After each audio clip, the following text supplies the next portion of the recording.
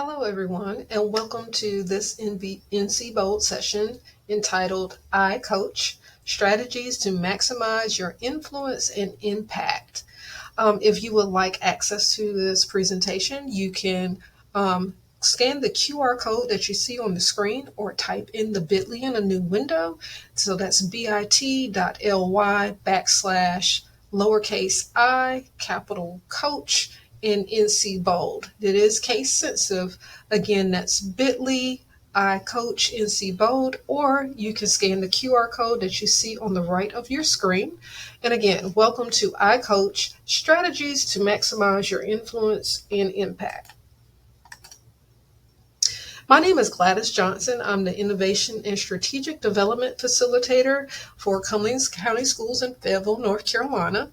This is 21 years for me in education, and I have participated in several DPI, digital teaching and learning initiatives, including coaching cohorts, the AI Collaborative. I've also worked with Digital Promise as an educator mentor with their Vital Prize Challenge recently this past year, and I'm an NC Bold ambassador. So it is great to be part of NC Bold and to provide you some information on some sessions that will help maximize your impact and influence on those that you work with.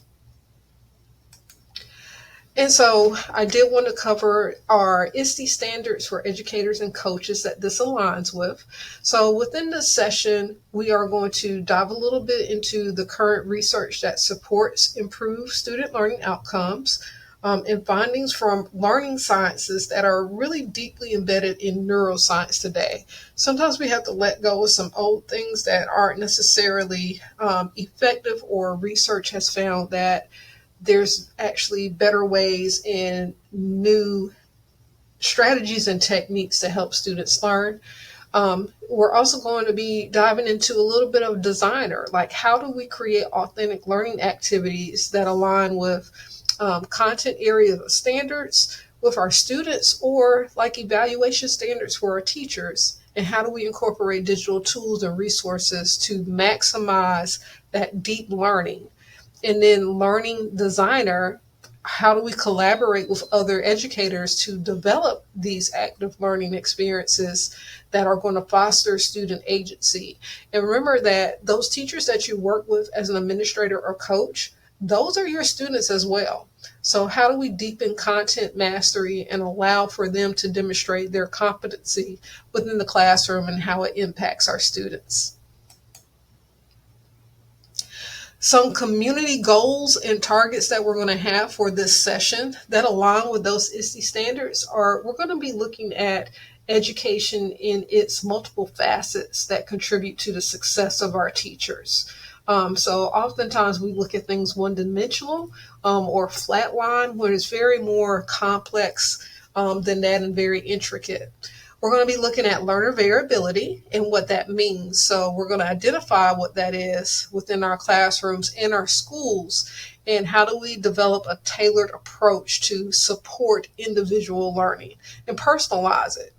We're going to look at equity, and we're going to gain a solid understanding of some principles and dimensions of equity when it comes to education and when it comes to coaching our teachers and our staff. And then we are going to talk about some collaborative pieces where we gain some practical strategies and tools for implementing UDL principles in our teaching to design more inclusive and accommodating learning opportunities.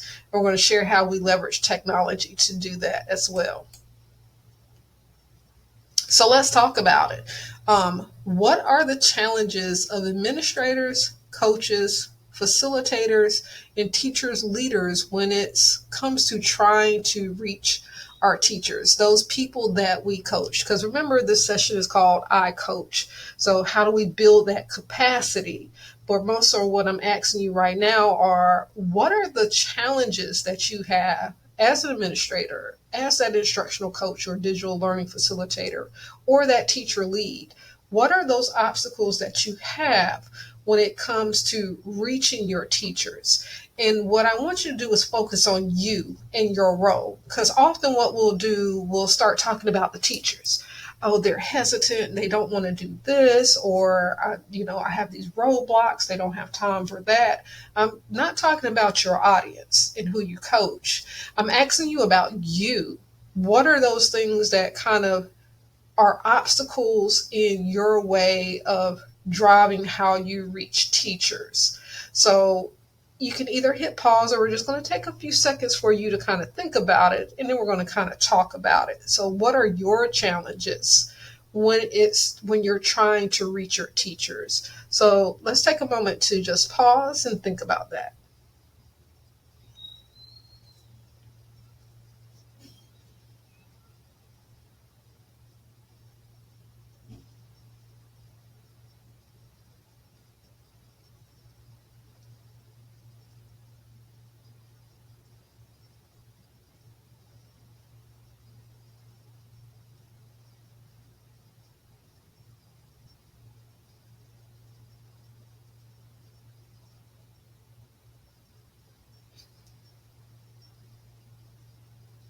Okay, so let's talk about it. If you've seen on social media, there's this one influencer, and so she was like, "Come on, let's talk about it." And she talks about things in education.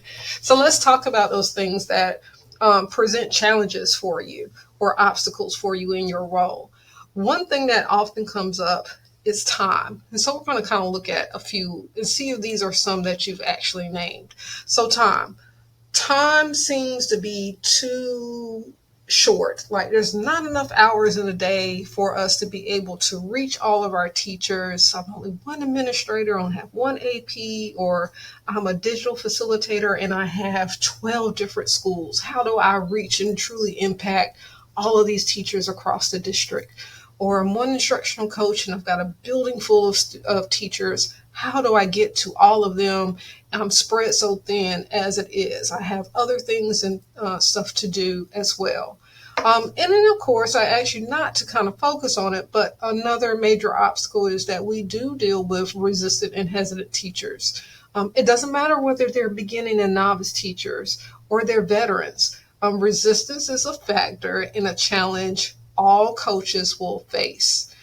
So there's just going to be people that are hesitant, they're uncomfortable, they don't want to be moved out of their comfort zone, or they're fearful of trying and possibly failing.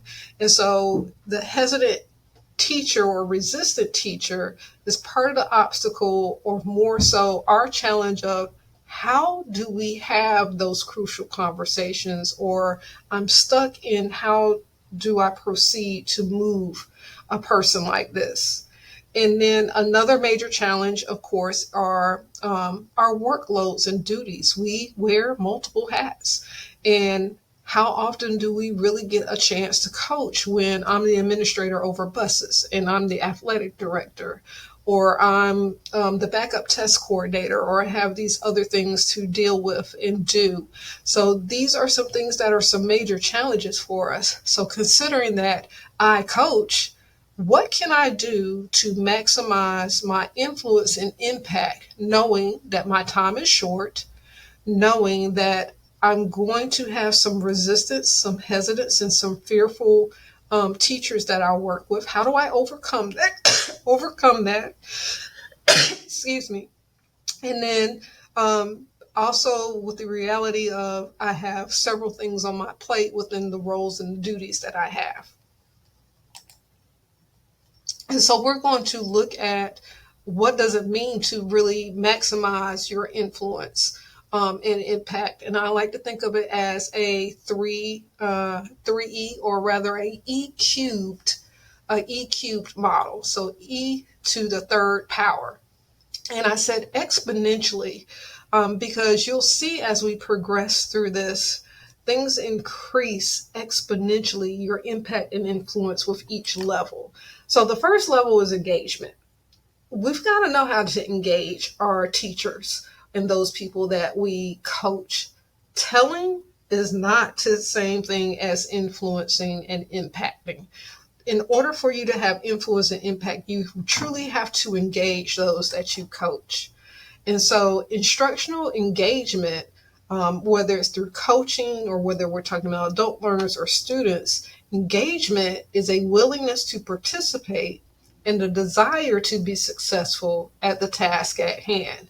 So it involves a lot of things. It involves cognition, it involves your emotions, and it involves your behaviors. Schlechty actually identified 5 different levels of engagement. So even as a PD facilitator, or even as a teacher or an administrator, and you have a meeting, you're like, oh, they were really engaged. You hear teachers say it all the time. Oh, the students were really engaged. Okay, they looked engaged, but was it really truly engagement? We're going to look at those 5 levels in just a second to give you an idea of what we're talking about. But this is the first level. So we've got to have people willing to participate and have that desire to be successful. Then we move to empowerment. So now this impact and influence is exponentially increasing, because I can be engaged in something and it was like, oh, okay, I bought into it for that hour that we had that meeting or that PD, and now it's over. So it is what it is. But when I empower my learners, I give them opportunities to explore. I give them opportunities to teach and learn and lead instruction. And so now I feel a little bit more valued. Now it's a little bit more equitable. They have voice and choice, and they believe that their voices are valued.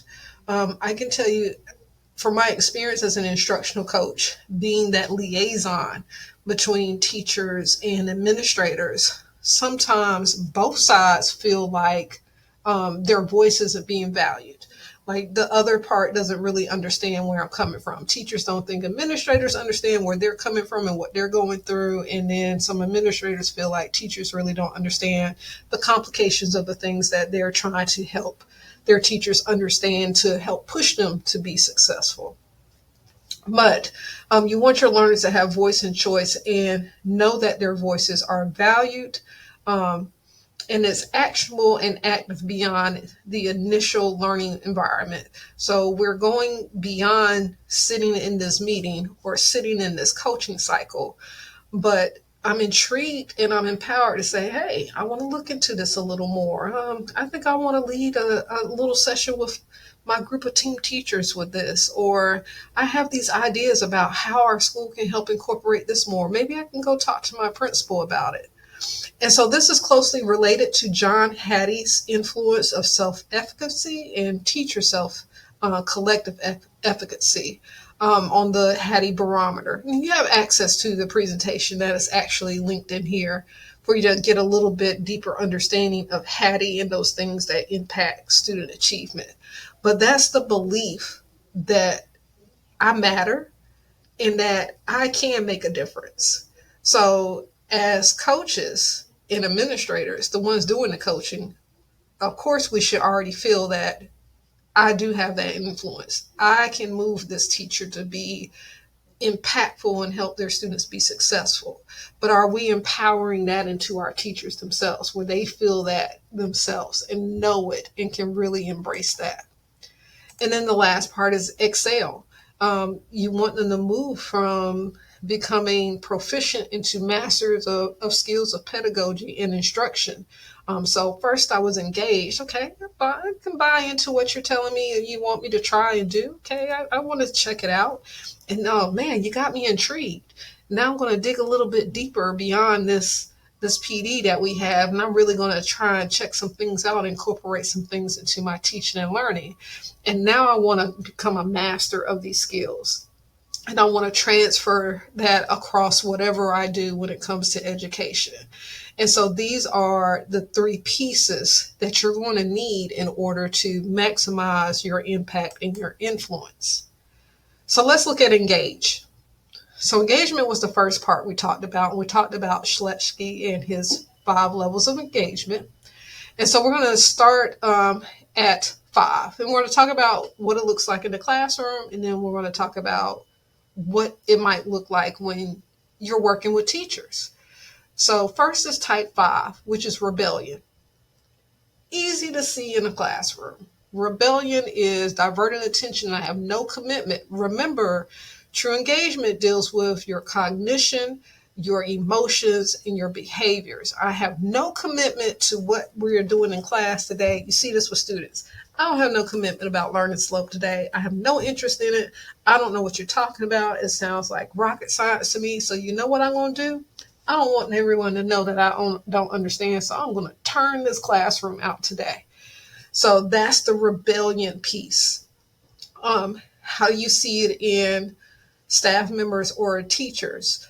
Why we got to be in this staff meeting today? This couldn't have been an email. This is a waste of my time. I have things to do. I don't even know why we're doing this. It's something new, something else they're throwing on their plate. They're very verbal about it, and they're very verbal about it around their peers. And that can be dangerous because then it becomes contagious for those other people that are influential. So it almost becomes a power struggle. Like you're trying to keep the room engaged and excited about what you're doing, but you don't want this negative energy to kind of spread across the room. So that's rebellion. That is a type of engagement. It's the lowest level of engagement. Then we move to type 4, which is retreatism. You see it in students all the time. I'm going to stay in the back of the room. I'm not going to ask any questions. I'm just going to stay quiet. I don't really understand. I'm not really trying to do my work, but as long as I stay off the radar, then I'm good. And so that's how it appears in the classroom. And it'll appear the same way within your staff meetings or your coaching cycles or things that you do with teachers. They're the ones that want to sit in the back. They want to talk with their other peers. They're doing everything except focusing on what it is that you're trying to help them understand or convey to them. So they have no commitment to what it is that's going on in the meeting. Now, some things that can look like engagement, and this is the danger level. So we've got type 3 and then type 2, ritual compliance and then strategic compliance. Both are low commitment. Ritual is low attention, but strategic is high attention. These two are called the playing the game of school. Ritual compliance is, okay, I might act like I'm doing a little bit of work, but I'm not really. But, I can hear, I'm picking up bits and pieces of things, but I'm just not really into this. There's low commitment to me saying, hey, this is something that might be useful to me. Strategic compliance, very similar. I'm going to engage. I'm going to engage in the discussion. I'm going to engage into whatever it is that you want me to participate and collaborate and do in the staff meeting or the PD or the coaching cycle. I'm listening to you and what you're saying I need to do for my lesson plans, and I'm jotting down the notes, but I have no commitment to it.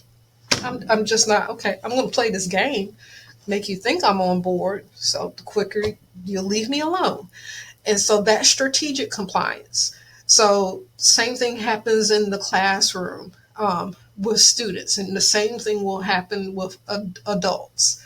But true engagement is I'm really paying attention and I'm really buying in. That buy-in piece is crucial to your impact and influence. Can you get a high commitment to, hey guys, I just want to try. Just try it out once and let me see. Let us see how it changes the dynamics in your classroom or how it might impact your student achievement. That's all I'm asking you to do is to give it a try.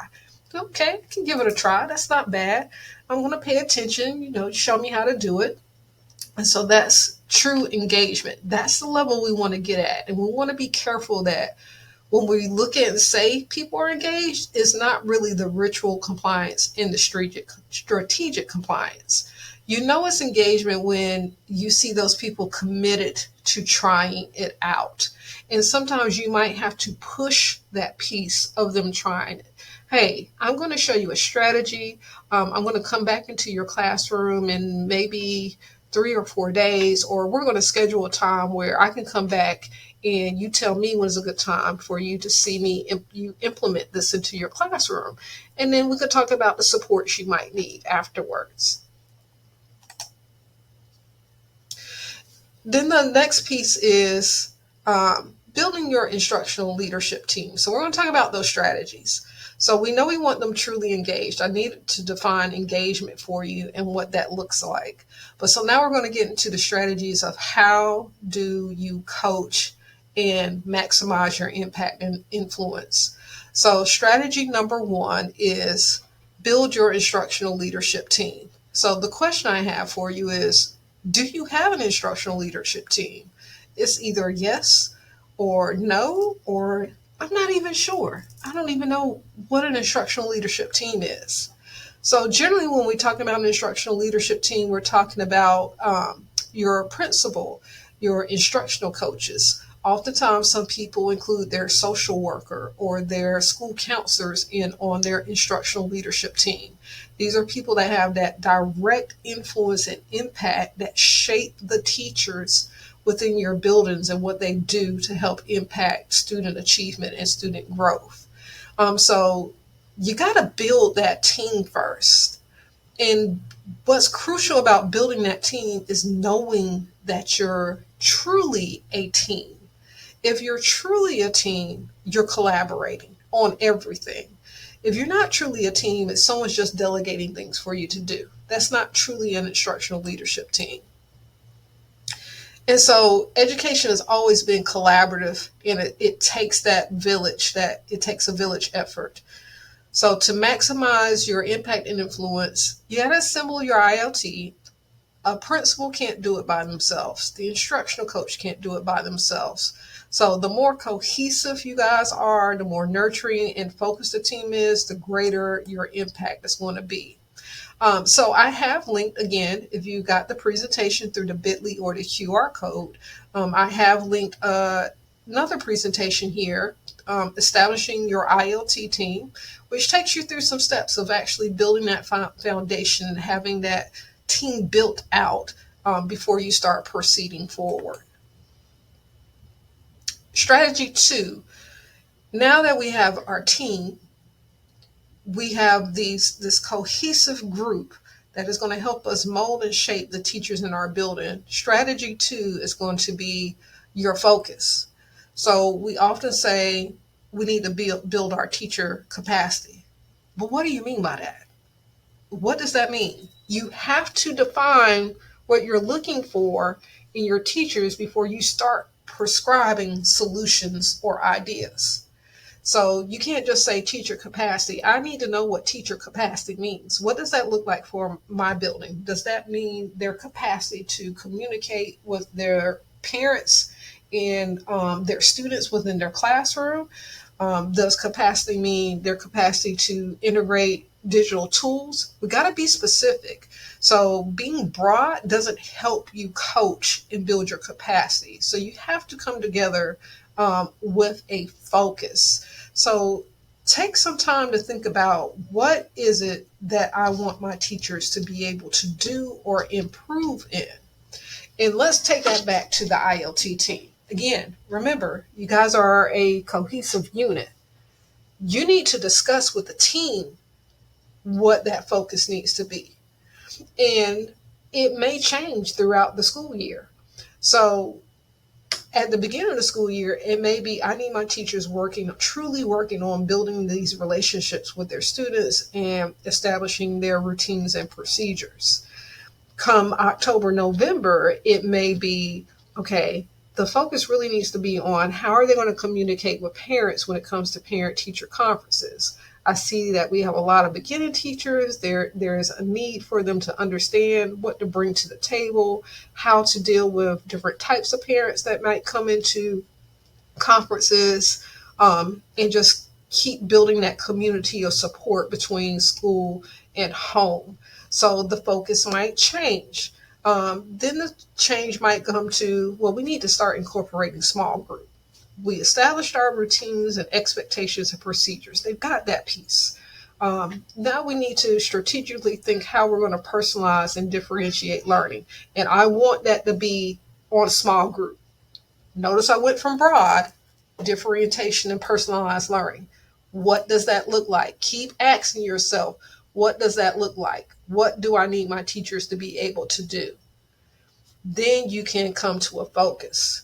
And so make sure that the team is together on what that focus should be, and value everyone's voice on your team, because it may be that you want to focus on small group, and let's say you're ready to focus on small group at the beginning of the school year, we're going to incorporate small group. I want to see it so many times a week or a month within these classrooms, and your instructional coach says, hey, great idea, great plan, but I can tell you right now, our teachers need to work on their expectations and procedures in the classroom before they can start incorporating small group. So valuing those different pieces from everyone and knowing that everyone is going in to view that same focus, you're collaborating and calibrating on one particular area. So if three of us go into the same teacher's classroom at different times, we're all looking for the same thing. And now that we can calibrate on what we see, we can have this deep discussion about, oh, I think this teacher did very well. These are the things I've seen them do. And then start comparing and contrasting and determining how much more do you need to put into that focus. So having a focus, but being very specific to what it means. What does it look like? The more specific it is, the better you're going to be. Strategy 3 is what I call empathy and profiles. So we're talking about the portrait of your learners, and your learners are your teachers. So I want you to think about this. How would you describe your teacher's characteristics when they struggle to grow in their profession? When they struggle to grow, or they're just struggling, period. You walk in their room and you know this teacher is struggling. How do you know that? What are those characteristics that show up? What is the evidence that shows you they are struggling? So think about that for one moment.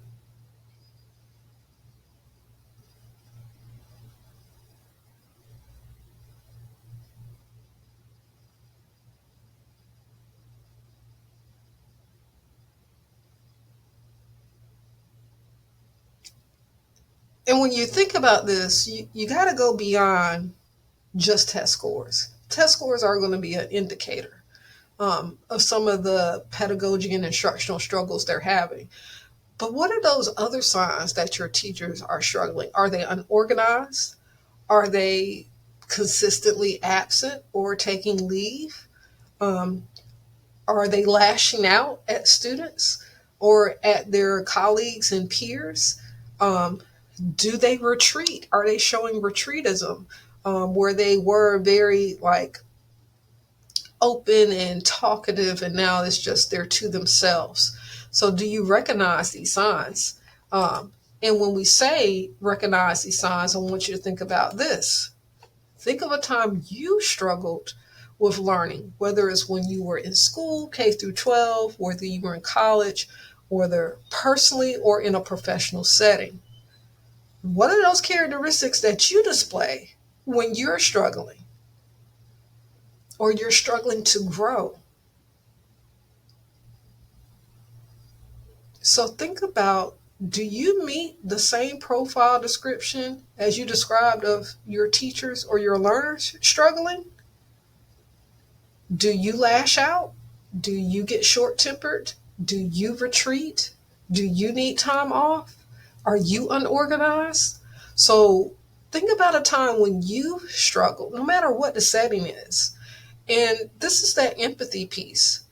Recognize that what you're seeing in some teachers are some things you've displayed yourself. So being empathetic and being able to connect, oh, I see the signs. I'm the same way. I retreat, I shut down.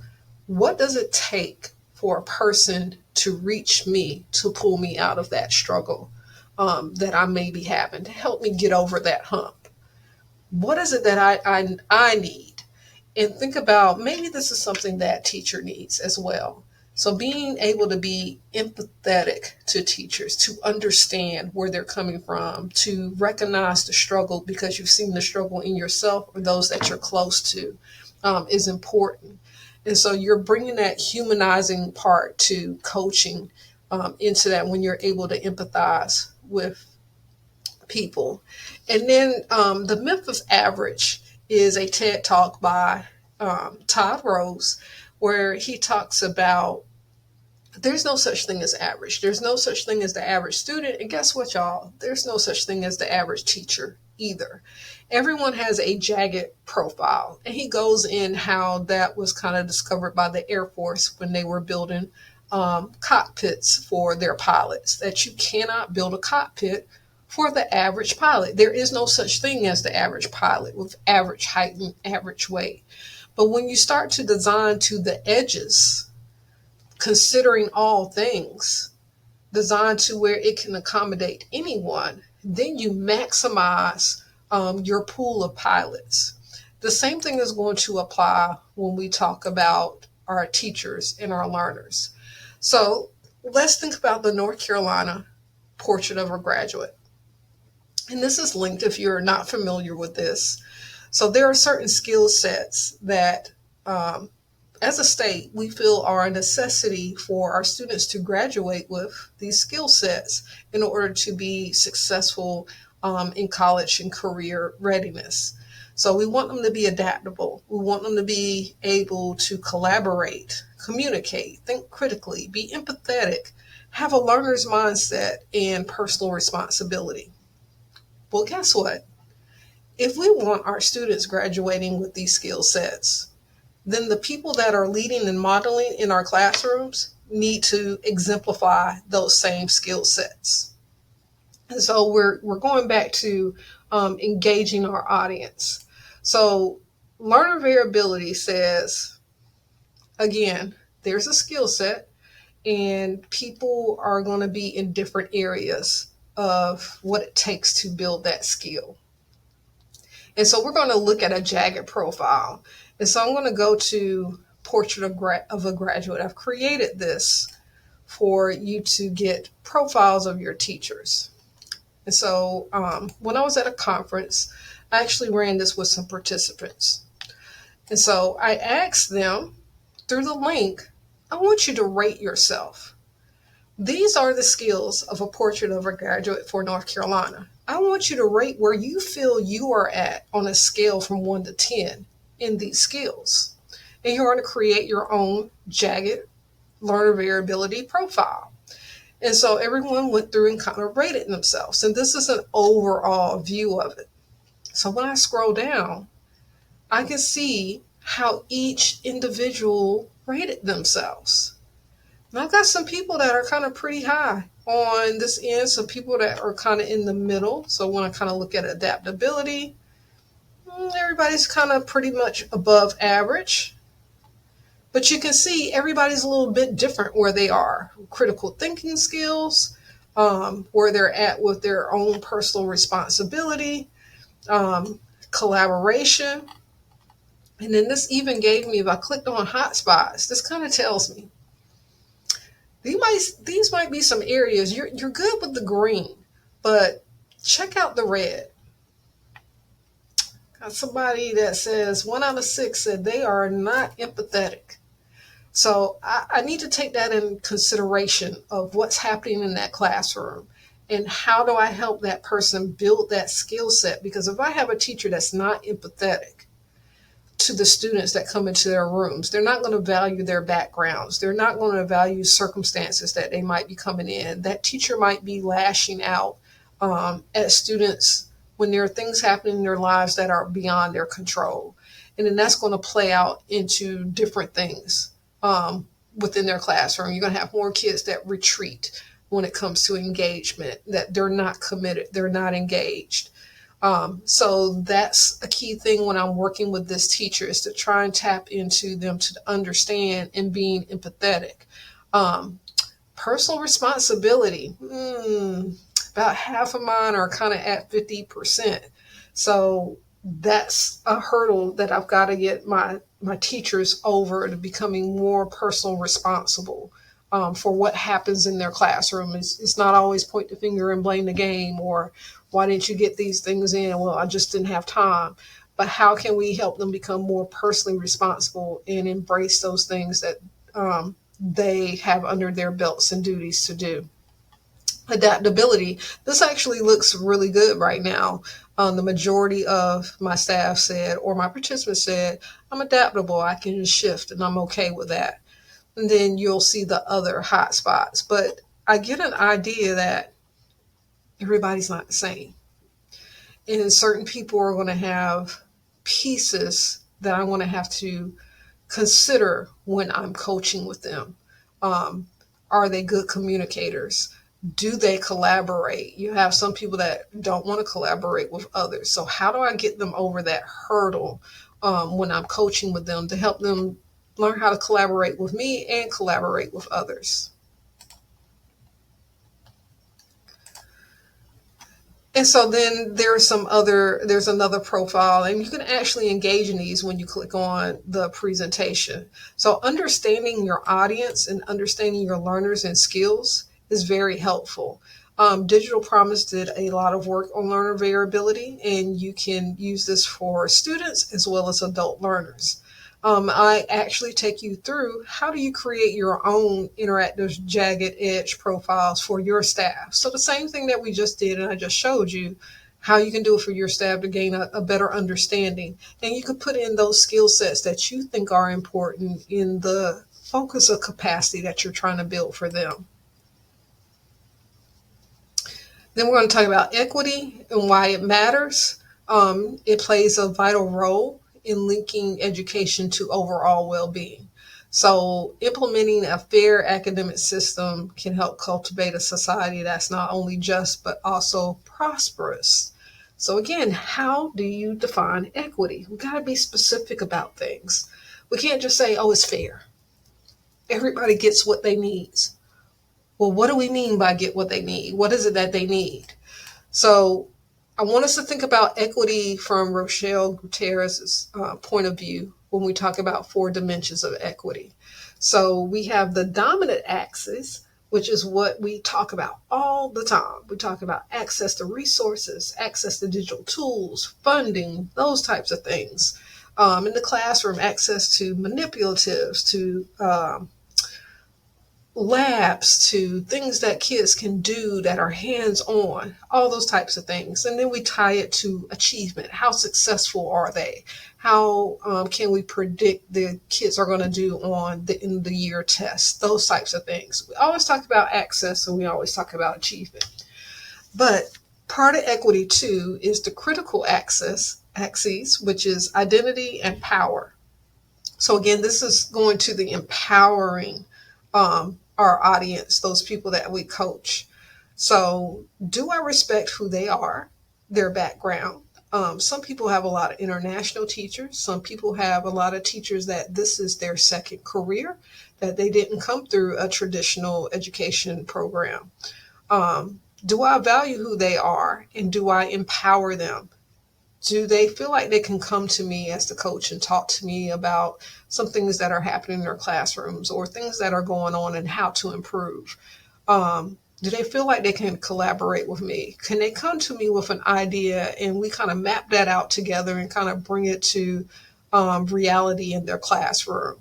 So that's the critical access. So the same things that apply for students, it really applies for those that we coach as well. If I have a teacher that feels like I don't respect who they are and where they come from, and I'm constantly telling, I'm dictating to you what to do, how to do it, and there's no collaboration, there's no, let me hear your take on why you make these choices, or what choices do you think we should make and why. If I don't empower them with that, it doesn't matter how many resources and tools I throw their way, because I haven't met that critical axis of respect and empowering you and identifying with you and who you are and what you do. I don't care what it is you have to offer me when it comes to coaching.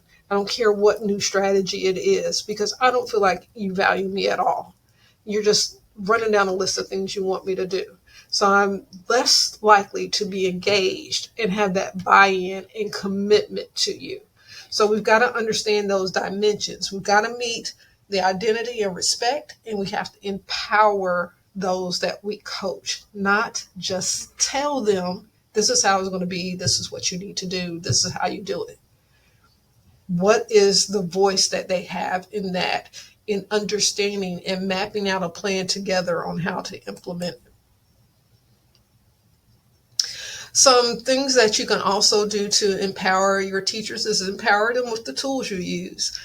This is actually linked to a presentation I did with some teachers that I coached during the Halloween season of Teacher Treat. So somebody's watching me, and I had the song playing, somebody's watching me. So from there, I empowered them with the tools that I used as a coach or administrators use for their evaluations or their eye rounds and observations and learning walks. Hey, these are the tools that we use. So it's not an I got you moment. I want you to understand what we are looking for. And so that way you can kind of reflect and evaluate, am I really doing these things in my classroom and how can I improve? So it takes that scariness out of when someone walks into your room. You already know what the look for is and the focus is for what should be happening in your classroom. And so you don't take it as personal when you get marked a certain way. It's like, okay, I can see that. Maybe I can grow in this element. And I was working on that. I was focused on a different element, but maybe I need to go back to this one. So empowering them with those tools so they know what to expect. Another great tool is TeachFX.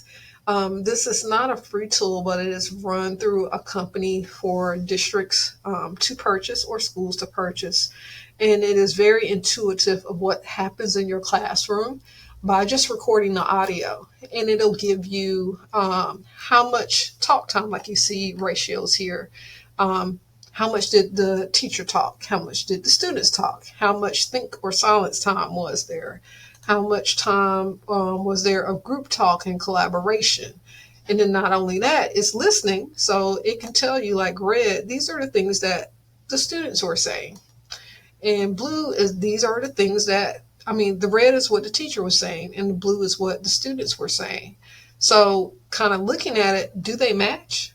So if the teacher's talking academic vocabulary and words, are my students using those same academic vocabulary and words? Is the discourse the same? Or are they talking off task? And is that shown in some of the things that they're saying? So that's a great tool. And this is also linked for information for you. And then I want to share with you the importance of human capacity.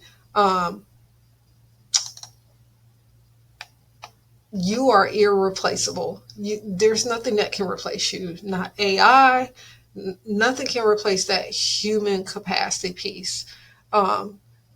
Mentors, coaches, instructional leaders, principals are crucial to what's happening in our school buildings and how you lead with empathy and that human capacity piece. So understand that your role to impact and influence in your building is essential to what happens every day.